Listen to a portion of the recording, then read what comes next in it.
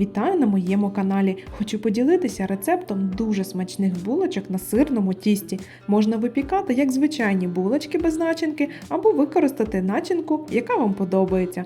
В даному відео це свіжі вишні. Інгредієнти на екрані та в описі під відео.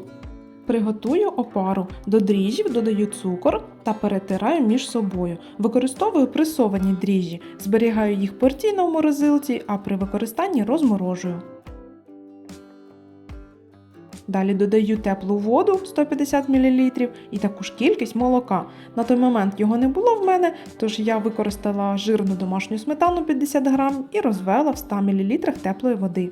Перемішую до розчинення цукру. Далі від загальної кількості борошна додаю пару ложок та перемішую, щоб утворилась консистенція густої сметани. Зверху з'являються бульбашки, отже дріжджі працюють. Накриваю плівкою та залишаю в теплому місці, щоб опара підійшла.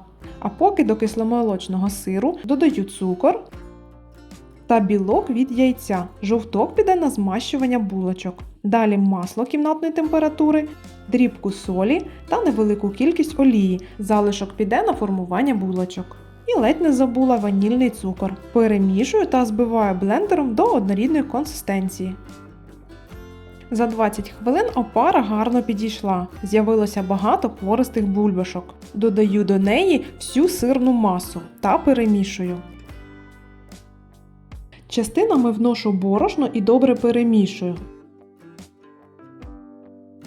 Руками довимішую тісто на килимку, бо так зручніше не переборщити з кількістю борошна та не забити тісто.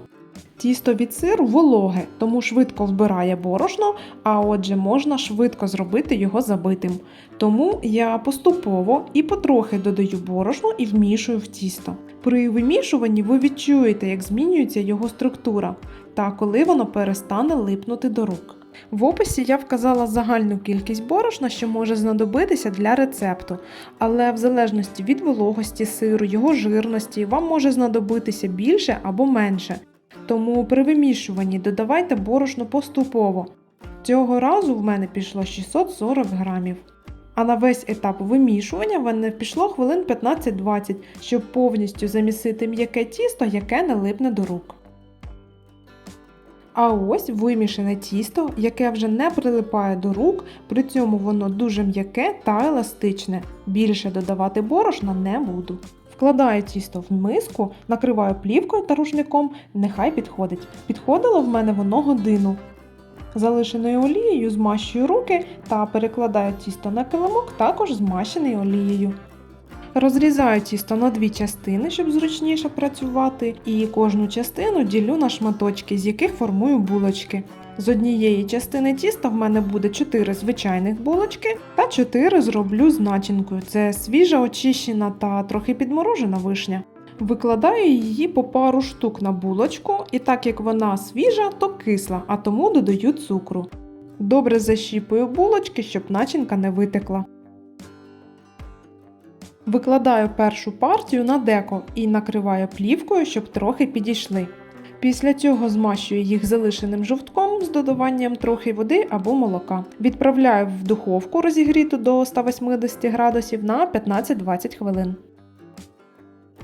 А поки з іншої частини тіста зробила булочки без начинки, накрила їх плівкою, щоб піднялися. Також змащую їх жовтком і відправляю випікатися після першої партії. Булочки дуже гарні та ароматні.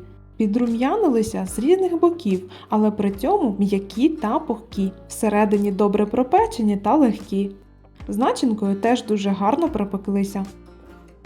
Булочки дуже м'якесенькі, пружинять і повертають свою форму. По смаку вони в міру солодкі, тож можна смакувати, змащуючи їх медом чи повидлом. Або ж зробити такі булочки до солоних страв. Для цього зменшіть цукор в половину та не додавайте ванілін. Підписуйтесь на мій канал та всім смачного!